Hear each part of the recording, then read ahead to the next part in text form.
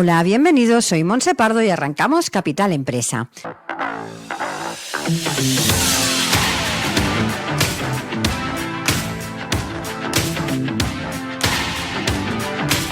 Cada día, de lunes a viernes, os estaremos acompañando para hablar, como siempre, de empresas, de emprendedores y de comercio.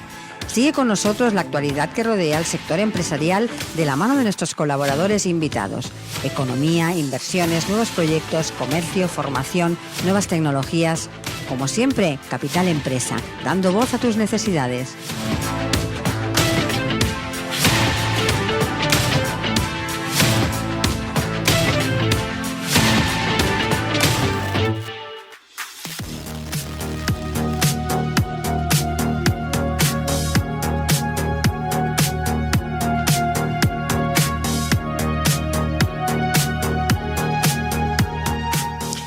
Hola a todos y bienvenidos a Capital Empresa. Como ya es habitual, iniciamos el programa de hoy dispuestos a aportarles la mejor información en relación a las pymes, el comercio, la tecnología, la innovación. Y hoy, para empezar el programa, hablaremos de monitorización del agua con el director de operaciones y cofundador de Fibsen. Y continuaremos el programa hablando de ciberseguridad con el autor del libro Ciberseo. Así que, arrancamos.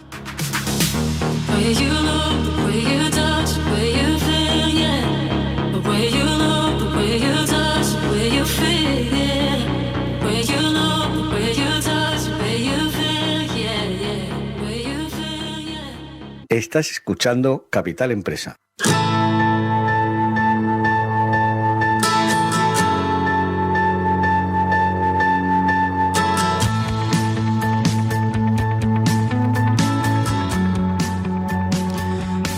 La monitorización del agua en tiempo real es crucial para garantizar su calidad y disponibilidad.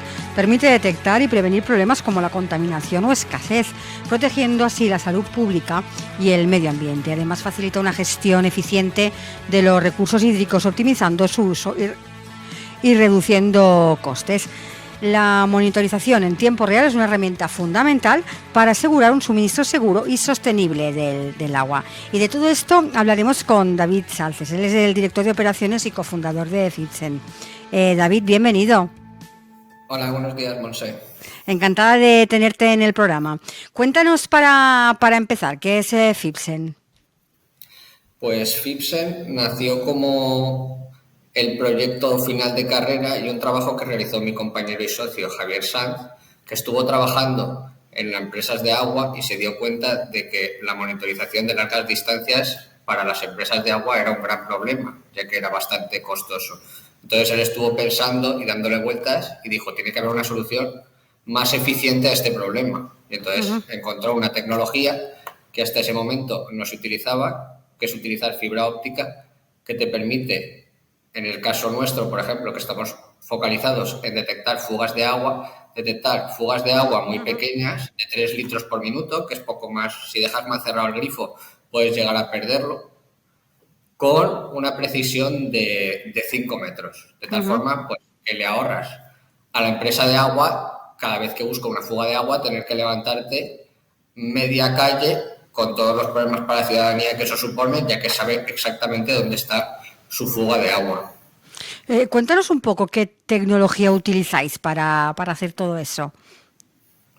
Pues nosotros utilizamos una tecnología que es de fibra óptica, que consiste en un tubo de fibra, o sea, un cable de fibra que va metido por dentro de la tubería, está homologado para ir en agua potable y en agua a presión, que es normalmente el agua que nos llega hasta nuestra casa cuando abrimos el grifo. Sí. Y entonces lo que permite es, bueno, este cable se puede instalar tanto en infraestructuras ya existentes como en nueva infraestructura, sin necesidad de obra pública ni de levantar las calles ni ningún problema de este tipo. Entonces, lo que permite es ese cable, debido a unas propiedades que tiene esta fibra óptica en especial, detectar en qué punto de ese cable se ha producido una rotura en la tubería. Y entonces conocer la integridad estructural de la tubería de agua, o sea, saber si está bien o se está degradando, y en caso de que se esté perdiendo agua, más o menos estimar qué tamaño tiene la fuga de agua. Viendo lo que nos cuentas, entiendo que vuestro perfil de cliente no es pequeña empresa, sino que trabajáis pues en más gran escala, ¿no?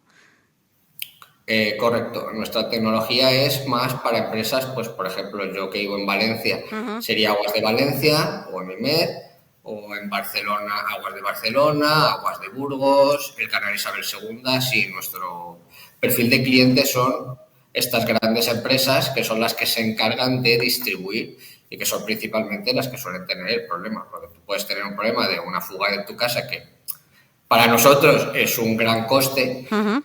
pero realmente en el cómputo global de toda España realmente no es tan grande, pero sin embargo se estima que cada año se pierde en España el equivalente para dar de beber a 14 millones de personas al año. Es O sea, muchísimo, ¿no?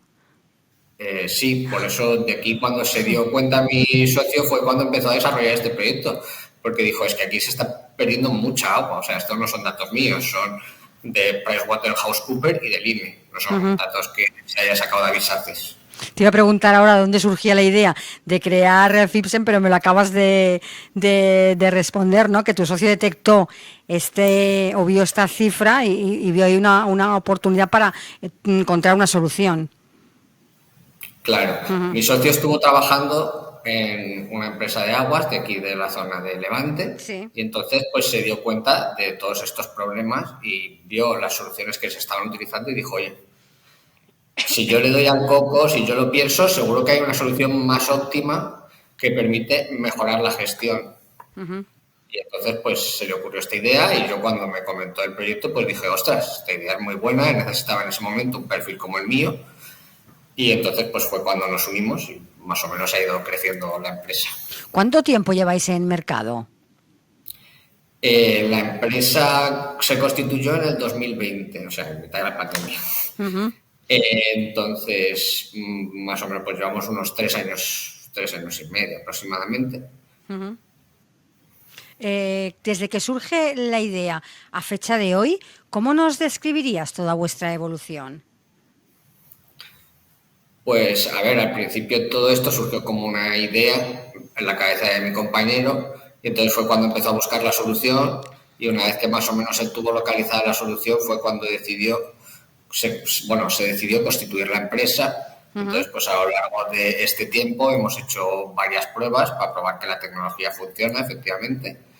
Hemos hecho pruebas no solo a nivel nacional, aquí en la zona de Valencia, sino también a nivel internacional, gracias a una ayuda que conseguimos de la Unión Europea. Hicimos una prueba en Grecia, que Ujú. estuvimos allí en los periódicos de Grecia, en la zona del norte, en la zona de Salónica.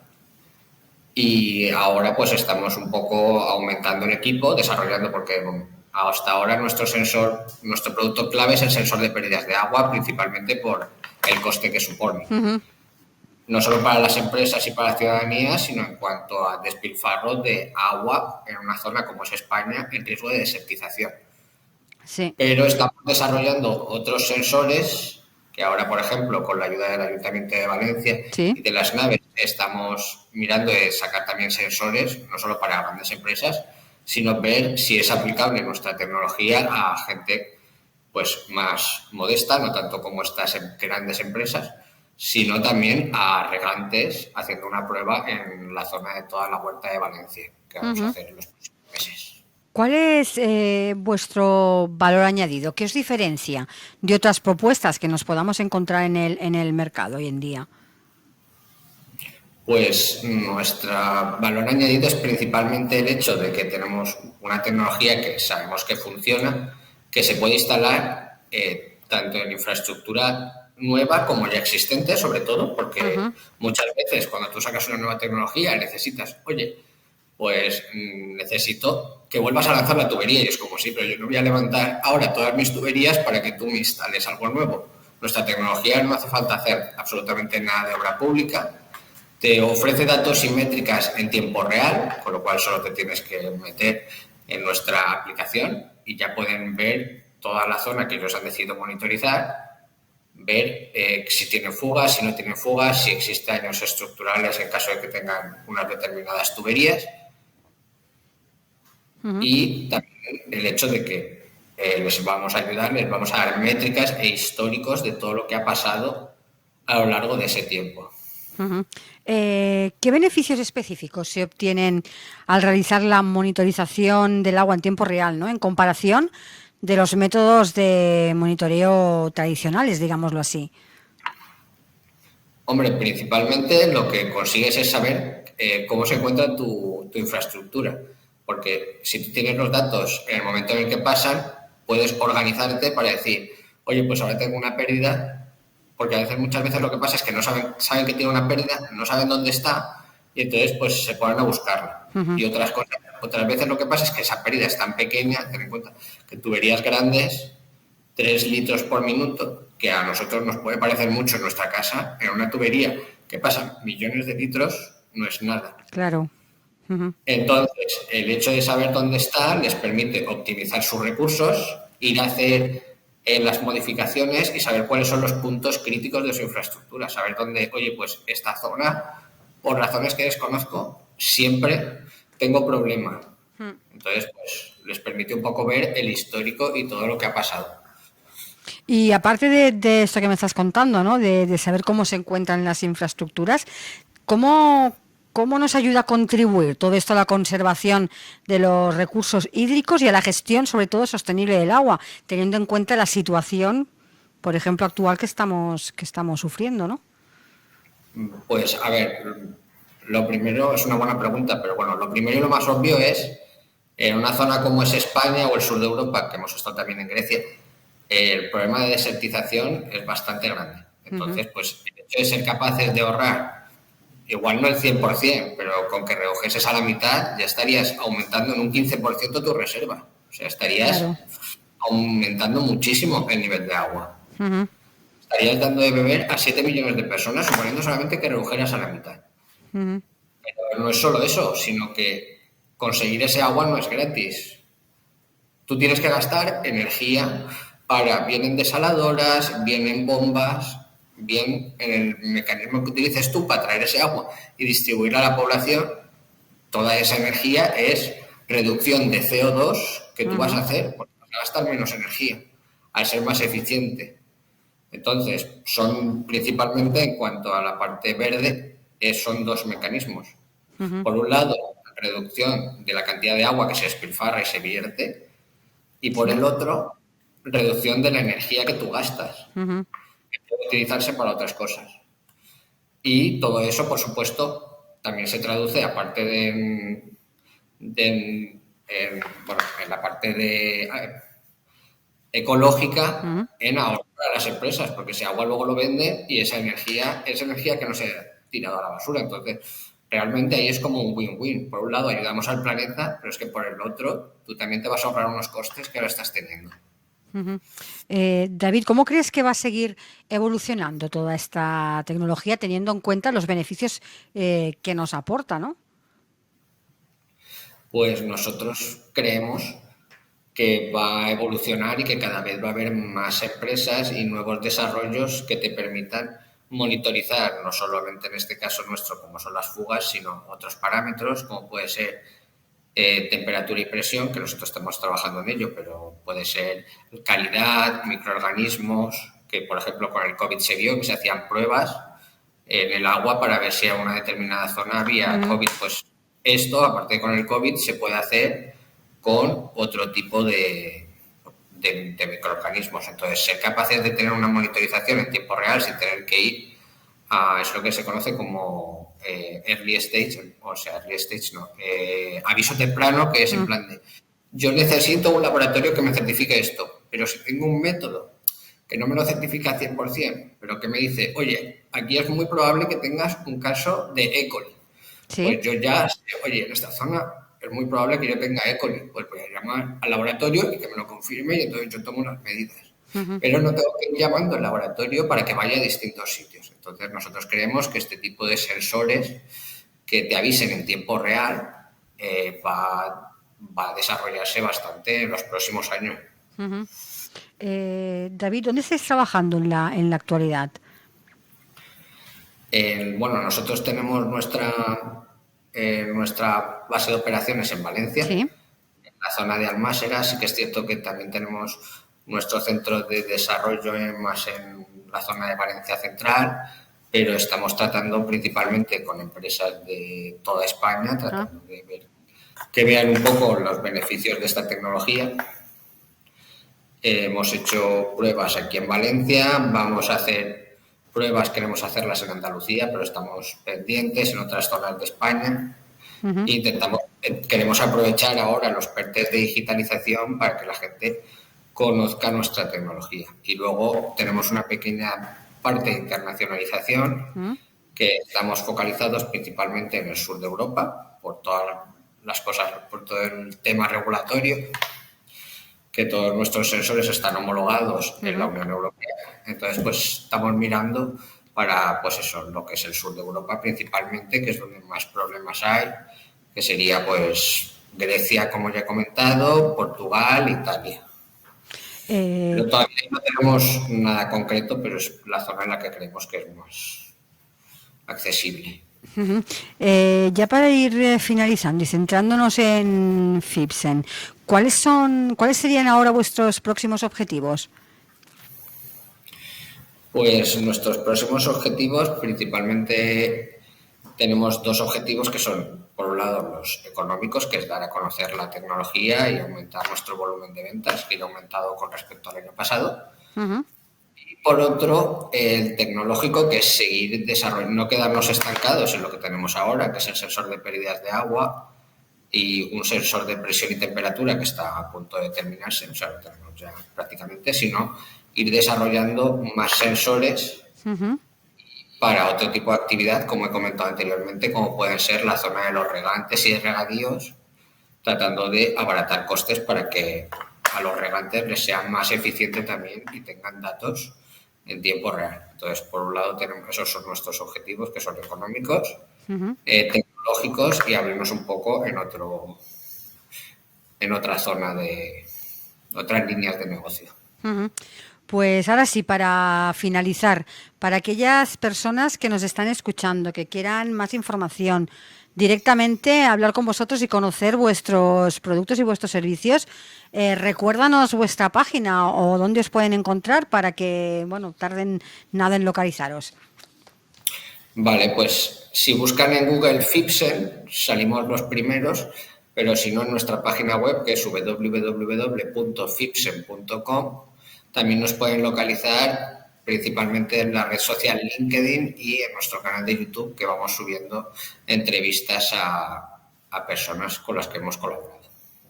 Pues David, muchísimas gracias por haber participado en nuestro programa para darnos a conocer vuestra tecnología para la monitorización del agua. Muchas gracias. Vale, muchas gracias a vosotros por estos minutos. Un saludo. Adiós.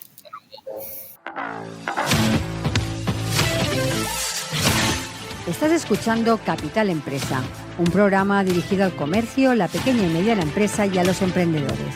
Capital Empresa, donde damos voz a tus necesidades.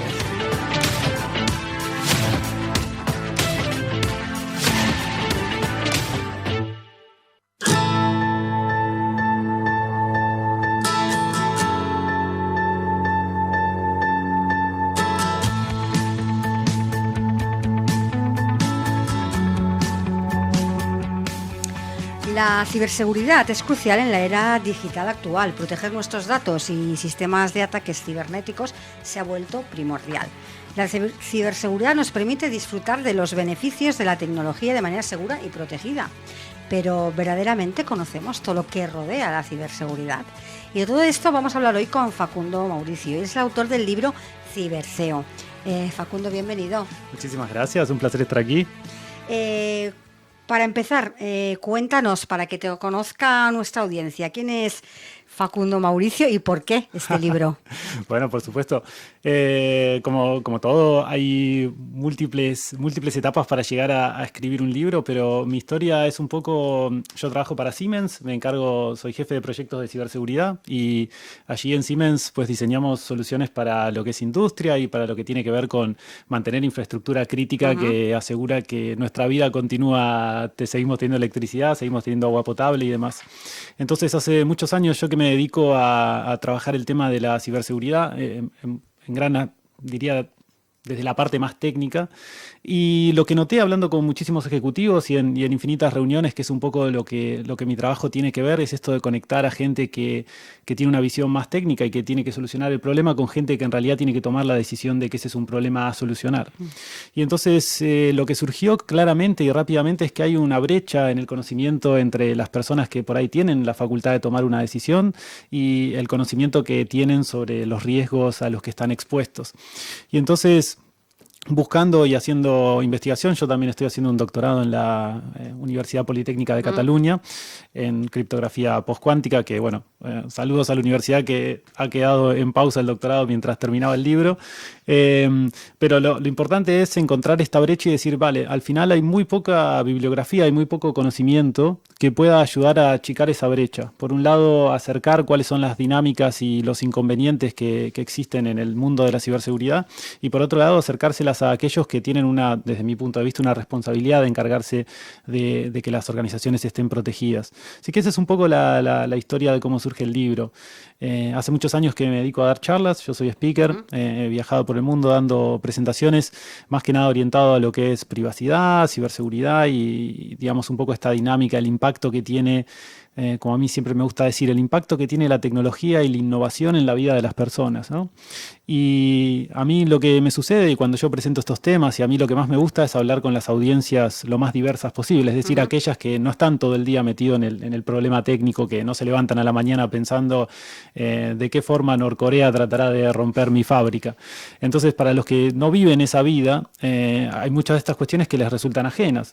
Y entonces, lamentablemente, mucho de este conocimiento queda escondido en un montón de tecnicismos, en un montón de dificultad, que me parece que el desafío que tenemos aquellos que somos o queremos ser comunicadores es el de tratar de hacer ese puente, ¿no? De acercar este conocimiento y ponerlo en un formato que sea más fácil de entender, que sea más comprensible y principalmente que tenga un vínculo con el día a día de la vida de las personas. Y eso es lo que Cyberseo trata de acercar.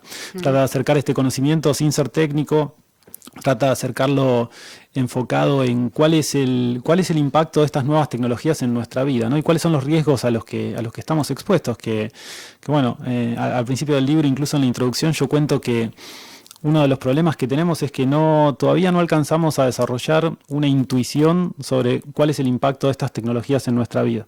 Son, en términos temporales, son relativamente tan nuevas que es difícil para la mayoría de la población, incluso para nosotros que por ahí estamos todo el día metidos en esto, pero es muy difícil generarse un marco de referencia, un framework, lo que se dice en inglés, una concepción de cuál es el impacto de esta tecnología. Hoy lo vemos con la inteligencia artificial, que se ha puesto de moda en los últimos meses y bien merecido para los que estamos en la industria hace años, que estamos haciendo research sobre los riesgos, los beneficios y demás de toda esta tecnología, pero excelente, pero ahora vemos que cualquiera la puede usar y cualquiera lo puede usar no solo para fines positivos, sino que para fines negativos. Y recién ahora, bueno, que se volvió mainstream, que la gente lo empieza a comentar, como comunicador me parece fantástico porque la gente se empieza a dar cuenta de los potenciales de estas tecnologías, pero también hay que sentarse a repensar un poco cómo nos impacta a cada uno, ¿no? Desde dónde se mide el riesgo, cómo nos cambian la vida estas tecnologías a nosotros, para bien, pero cuál es el riesgo de que literalmente la cambien para mal. Y esa es un poco la idea detrás de este libro y lo que viene siendo mi esfuerzo desde hace años de comunicar este tipo de temáticas. Centrándonos en el libro, y viendo una visión un poco general, diríamos que lo compones como de 3 partes, ¿no? Donde hablas de diferentes temas. Cuéntanos un poquito, sin desvelar todos los secretos, claro, pero... No, por favor. Pero cuéntanos un poquito esas 3 partes. Al revés, los secretos, ojalá revelemos todos los secretos posibles porque esa es la gracia, yo creo, de generar ese tipo de contenido y el desafío es ver cómo podemos hacer que esos secretos dejen de ser secretos. Yo creo que el desafío es generar esta intuición que normalmente lleva años, son ciclos y ciclos de encontrar este marco de referencia para ver, veo una noticia y la noticia me dice a partir de mañana surge tal tecnología y es empezar a pensar, ¿cuál es el impacto que esta tecnología tiene en mi vida? ¿Cuál es el impacto que tiene en mi familia? ¿Cuál es el impacto que tienen los jóvenes en distintos grupos más vulnerables, quizás en los adultos mayores? Y entonces es el repensar eso. El libro está dividido efectivamente en lo que yo llamo 3 partes. La primera parte está un poco más orientada, yo creo, a romper con estereotipos. Hay toda una sección dedicada a tratar de contarle a la gente qué es un hacker en la vida real, ¿no? No la fantasía de Hollywood, sino como qué es un hacker de verdad y qué es un hacker para aquellos que estamos del otro lado intentando defender muchas veces infraestructura crítica. ¿Qué es? Y cómo se comporta, un poco sobre su psicología. Hay todo un desarrollo, yo creo, muy interesante y muy poco convencional sobre cómo ha evolucionado el rol del hacker y un poco rompiendo esa idea que Hollywood nos ha traído, que bueno, es muy bella de ver, pero a veces en la realidad dista un poco sobre la dinámica. Sí, porque, perdona que te interrumpa, Claro, por porque favor. tenemos el pensamiento de que un hacker entra a nuestra información para sacar un beneficio económico. Y yo tengo la idea, o creo que es más un reto Totalmente, como he conseguido entrar y totalmente. este es Es un juego, es un juego. Exacto. Y hay que detenerse a considerar que la modernidad no da tantos juegos tan interesantes como el hacking. Quizás si alguien lo está mirando aquí y, bueno, no se dedica a la parte más técnica, esto le puede parecer muy extraño, pero la modernidad no presenta desafíos, digamos, para el hacker e incluso para nosotros que hacemos exactamente lo mismo que el hacker, pero a la inversa. Sí. Para nosotros el desafío técnico es increíblemente divertido, es como es una fiesta, dedicarnos a ver dónde está la vulnerabilidad en un sistema y demás. Y nosotros hacemos el mismo trabajo que ellos, nosotros corriendo siempre tratando de evitarlo y ellos siempre encontrándola antes que nosotros. Pero efectivamente la idea simplemente de que el hacker es un criminal como el que quizás sale a robar un coche por la calle, pues por supuesto que hay y que muchos son criminales, pero en cierta forma creo que ha sucedido algo muy curioso, y esto en el libro lo detallo, que es que lamentablemente la palabra hacker ha adquirido una connotación negativa en los años, probablemente fruto de un poco de las películas, un poco de los medios en general, pero el concepto de hackear es súper interesante desde el aspecto humano y desde el aspecto de la interpretación que se le da a la tecnología, ¿no? Normalmente pensamos en un hacker tratando de verle el lado positivo, ¿no? Como una persona que quizá toma puede ser un electrodoméstico, puede ser un ordenador, digamos, toma un dispositivo tecnológico, como antes eran los teléfonos, empezaron de hecho de esta forma, tomaban un teléfono y decían, bueno, vale, o sea, no tengo el manual de instrucciones, o sea, no sé cómo funciona esto por adentro, pero voy a intentar desarmarlo y voy a intentar ver qué puedo hacer con esto, y naturalmente voy a intentar ver qué puedo hacer para lo que no fue diseñado. Y ese es un desafío hermosamente técnico, es casi como un rompecabezas al revés, es decir, dadas 50 piezas en este rompecabezas que deberían formar la Torre Eiffel, ¿qué otro elemento puedo formar con estas 50 piezas que no sea la Torre Eiffel? Porque el que lo diseñó fue pensando para que yo haga la Torre Eiffel, pero puedo armar otra cosa con esto. Y la tecnología permite eso, porque los componentes permiten que les demos otros usos a los ordenadores y demás. Y entonces el movimiento surge como un movimiento experimental, una idea de romper con... no con las tradiciones, sino que con romper, con decir, bueno, este instrumento fue desarrollado para este fin, pero ¿qué otros fines le puedo hacer? Por supuesto, muchos han encontrado después fines maliciosos, porque lamentablemente esa es la naturaleza humana, que donde existe la posibilidad de obtener un beneficio económico, generalmente ha sido usado para eso. Pero la lógica detrás del hacking es una lógica hermosa que probablemente se aplica también en ciencias y en un montón de otros ámbitos, es donde decir, bueno, al final uno podría decir, no voy a decir que Einstein fue un hacker, pero uno podría decir, vale, al final trató de tomar una teoría que existía y trató de decir, vale, ¿cuáles son otros modelos que podrían contestar las mismas respuestas o que darían una respuesta más precisa? Y al final un poco ese desafío a lo establecido, ese desafío a lo que originalmente existía o al uso natural de las cosas, creo que es una lógica muy interesante y hay muchísimas comparaciones entre muchos emprendedores y esta dinámica de decir, vale, al final voy a desafiar al mercado, voy a desafiar al sentido común, y mucho del hacking tiene que ver con eso. Lamentablemente lo que más nos llega del hacking, en lugar de ser este aspecto positivo, por supuesto lo que aparece en el titular y naturalmente es, no sé, alguien entró y robó una base de datos y obviamente, esas víctimas son las que terminan por confirmar que esto es realmente negativo. Y creo que quizá dialécticamente nos ha faltado generar una palabra sobre hacker positivo y hacker negativo. Hay algunos intentos al respecto, en algunos círculos se les pone colores a los hackers para identificarlos. Hacker blancos. Exacto, hay hacker blanco, hacker negro. A mí hay hacker gris. A mí personalmente siempre digo que no estoy tan de acuerdo con esa clasificación porque me parece como, o sea, si vamos a asignarle sombreros, que es normalmente lo que se les asigna, ¿sabes? Al final nosotros no le asignamos, no sé, a la policía no le asignamos sombreros de colores. Digo, si hay un policía bueno y un policía malo, no decimos, es que este es un policía de sombrero gris, este es un policía de sombrero. Entonces, digo, es una connotación que yo creo que es una especie de adjetivación adicional que le inventamos al término de hacker, que para mí no termina de representar, no termina de representar cómo en otros ámbitos de la vida también tenemos, o sea, políticos que son buenos, políticos que son malos, tenemos policías que son buenos, policías que son malos, tenemos contadores que son buenos y contadores que son malos, y no por ello tienen un sombrero distinto, simplemente gente actuando en el buen interés de la sociedad o en el mal interés de la sociedad. Entonces, el hacking lamentablemente creo que está manchado por esa historia, pero muy interesante el que lo quiera leer, hay bastante información ahí, hay un análisis bastante más psicológico sobre estas motivaciones, y creo que da una nueva perspectiva sobre, que es lo más importante, sobre el que está en el rol de defenderse, que en este caso sería la organización o el ejecutivo, para que diga, vale, ahora entiendo un poco cómo se piensa del otro lado, estas son las herramientas que debería tener en cuenta para protegerme. Y lo importante es que el libro no está pensado para que el directivo o el ejecutivo que lo lea, o incluso cualquiera que lo lea, sea la persona que solucione el problema. Sino no que está pensado por la parte técnica. Exactamente. No estamos aquí, yo siempre, que en el libro lo repito en varias ocasiones, no estamos aquí para dar una receta o, ¿sabes? Tienes que cambiar esta contraseña o tienes que usar...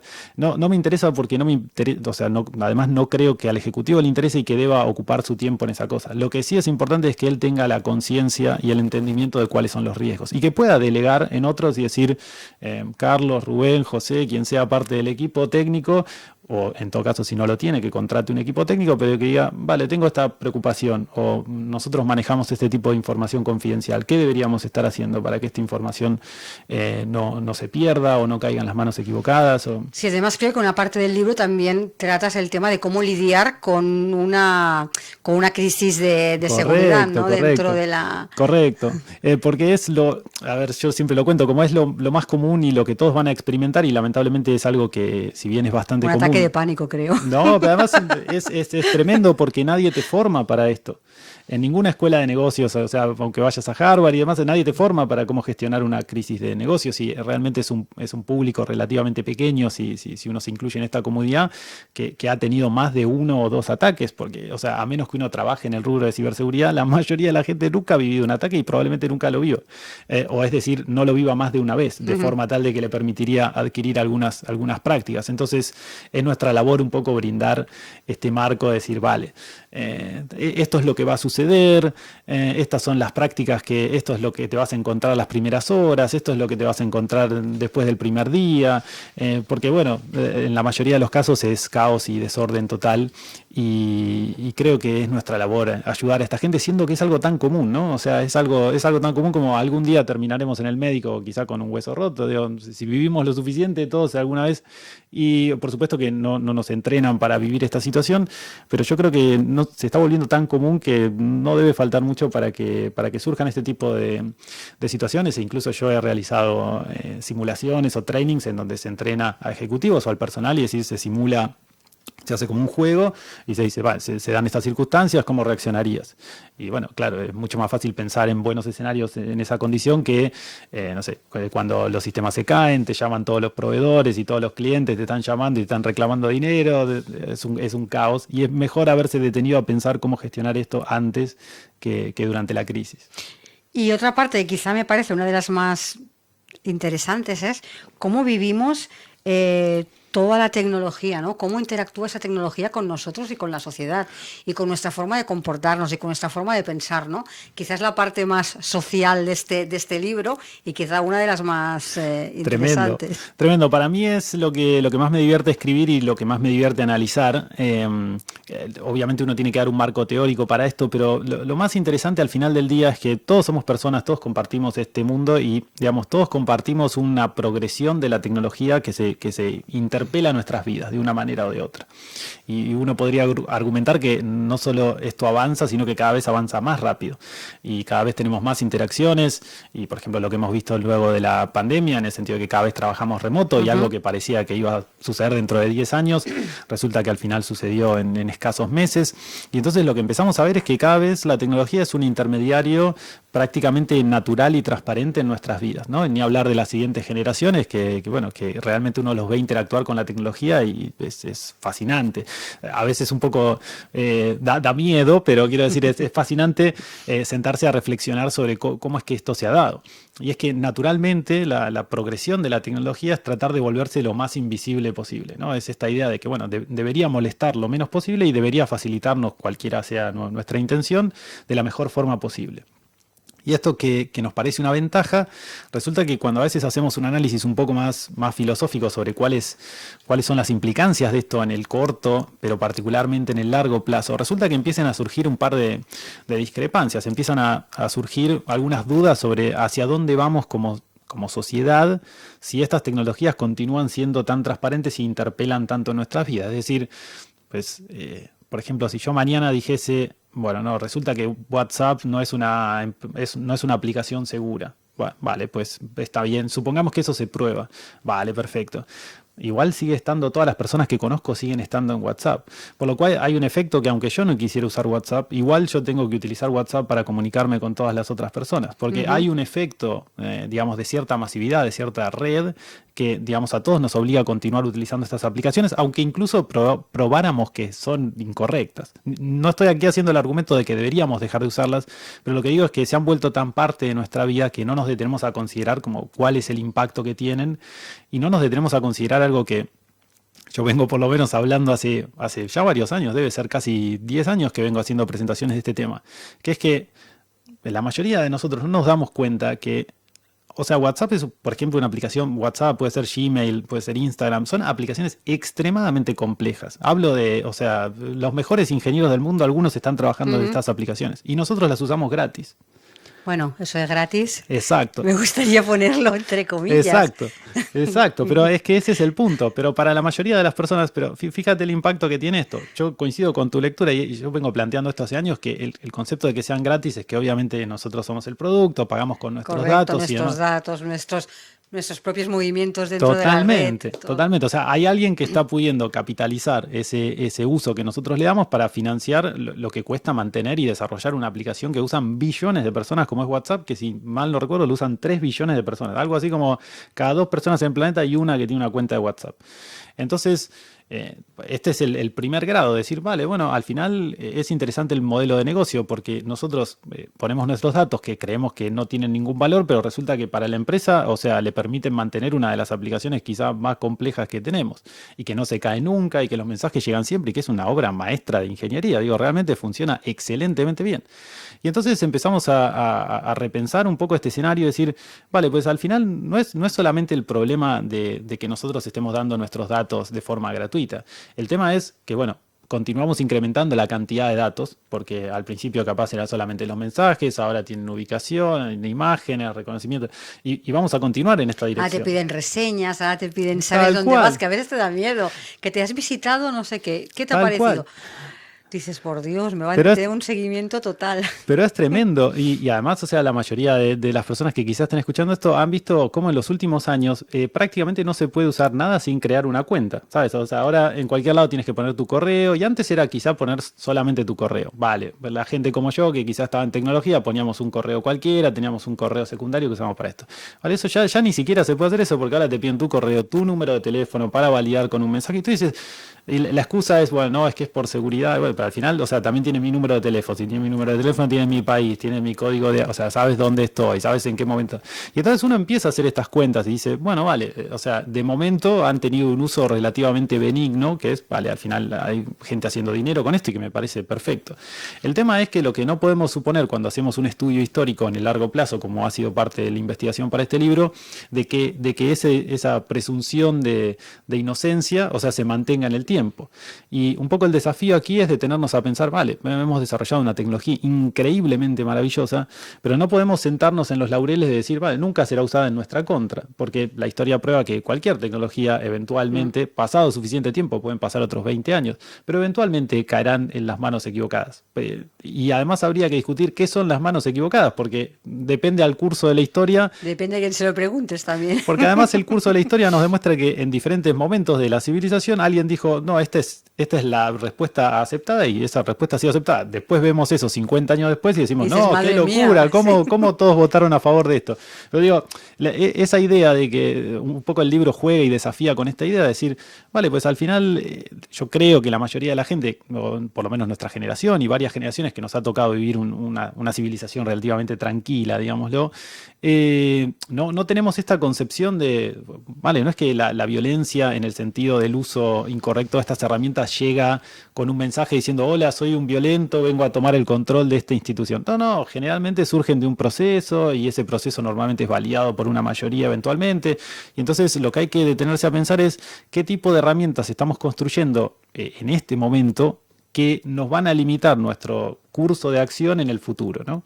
Entonces, no es una invitación a detener la investigación, es simplemente a decir, y esto se plantea en el libro también, es detenerse a pensar, vale, ¿es esta la única forma en la que por ejemplo, estas aplicaciones pueden operar? Por ejemplo, es una excelente pregunta.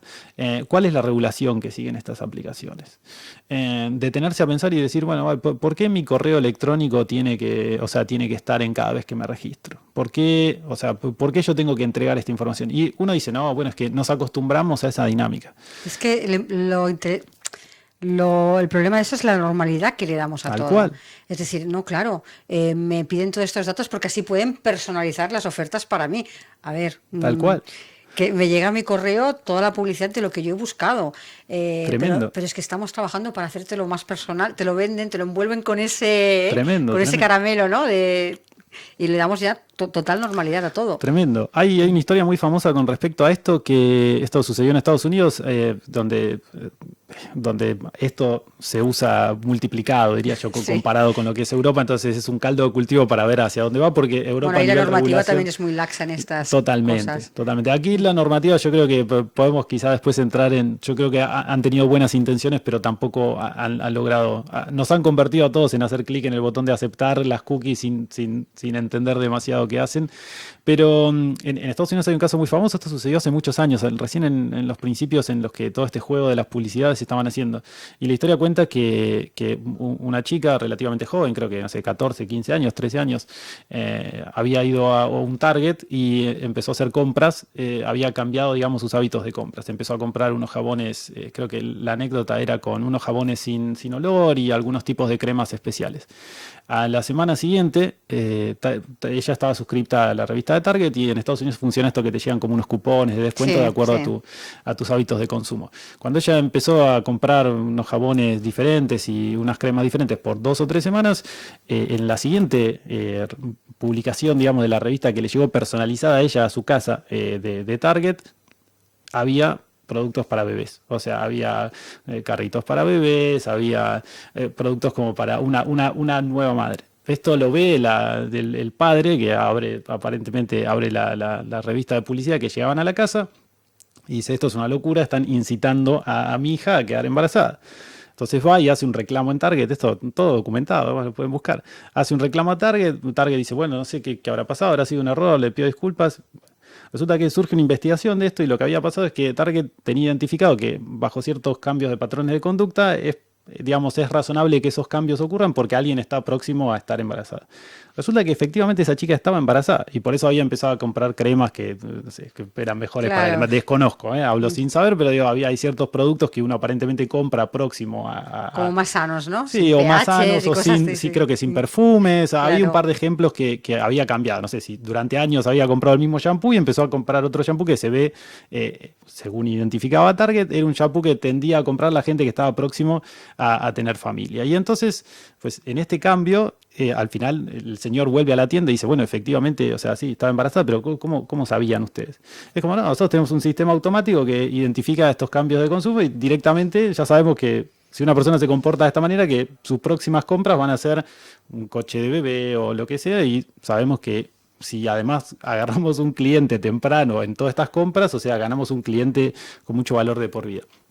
Es un ejemplo solamente de lo curioso y esto pasó hace años. Entonces, lo que nos tenemos que sentar un poco a pensar, el libro no va en este detalle, el libro es un poco más enfocado en las organizaciones, pero es un poco detenerse a pensar qué tipo de herramientas y qué tipo de mundo estamos creando con toda esta tecnología y qué alternativas le van a quedar a nuestra generación y a las siguientes generaciones para salir de esta situación. El ejemplo de WhatsApp, tanto como el ejemplo de Gmail, muestran un poco esta idea de cuán dispuesta está la gente hoy a pagar por su correo electrónico, por ejemplo.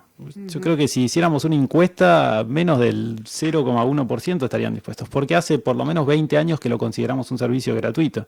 Sin embargo, mantener la infraestructura de Google es extremadamente cara, pero lo consideramos como es como un servicio gratuito. Y a mí me llama la atención que yo voy al supermercado y quiero que me den una bolsa y me la cobran.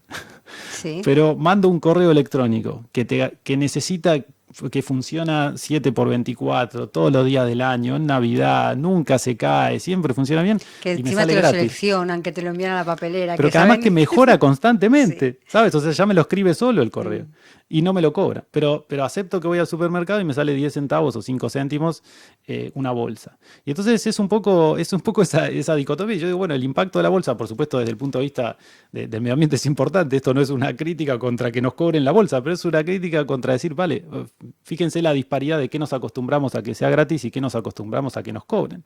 Y yo creo que tendría más sentido que paguemos por mail enviado y que incluso si pagáramos por mail enviado probablemente no seguiríamos usando el mail como lo usamos hoy. O sea, aparte de la razón de, no sé, para los que no lo saben, pero el mail es una tecnología que tiene 25, 30, 40 años. Debe estar más cerca de cumplir los 50 años que...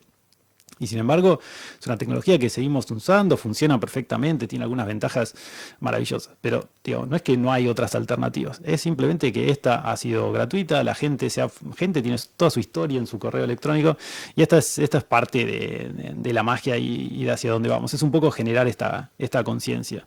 Desde el punto de vista, esto a nivel personal, ¿no? Pero desde el punto de vista empresarial, es un poco detenerse a considerar, vale, como organización también estamos expuestos a distintos riesgos y lo que quizás las empresas tienen que empezar a considerar es que no son tan neutrales en el mundo de la geopolítica. El solo hecho de que no lo vean no quiere decir que son transparentes.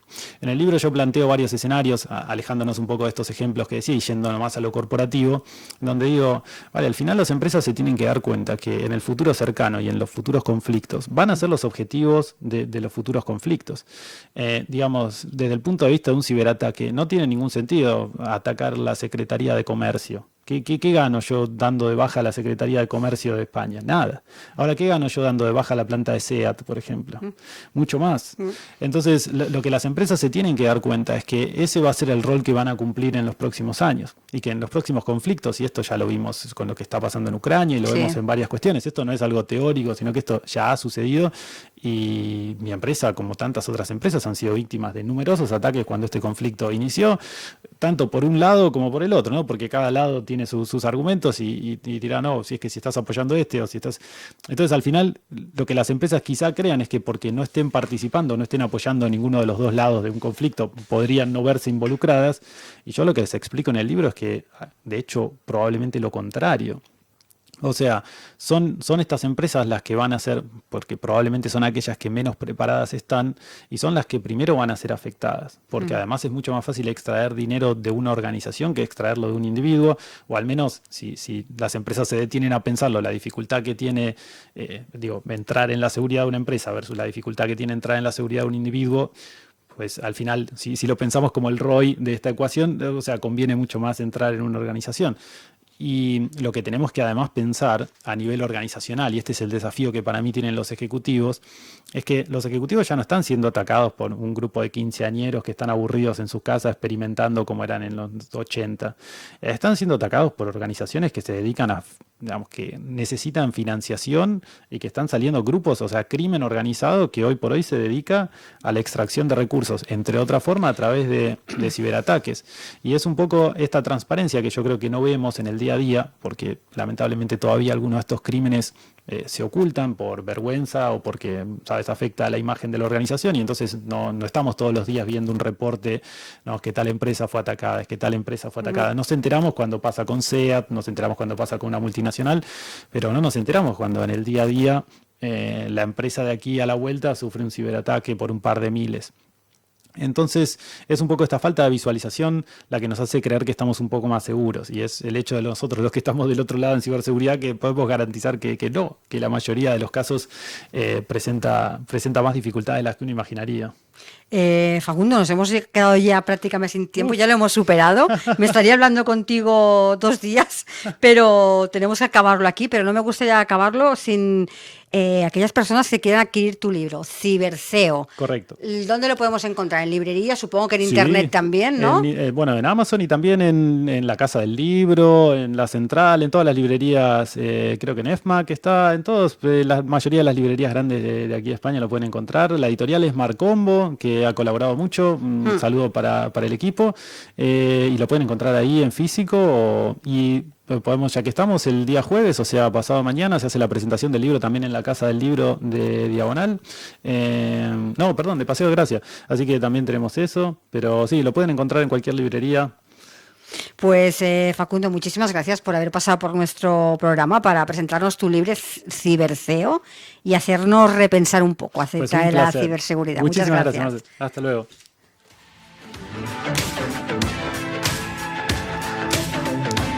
Y hasta aquí nuestro programa de hoy, como siempre. Muchas gracias por acompañarnos y les recuerdo que les espero de nuevo mañana con nuevos temas, más colaboradores y nuevos invitados aquí en Capital Empresa. Hasta mañana y feliz día.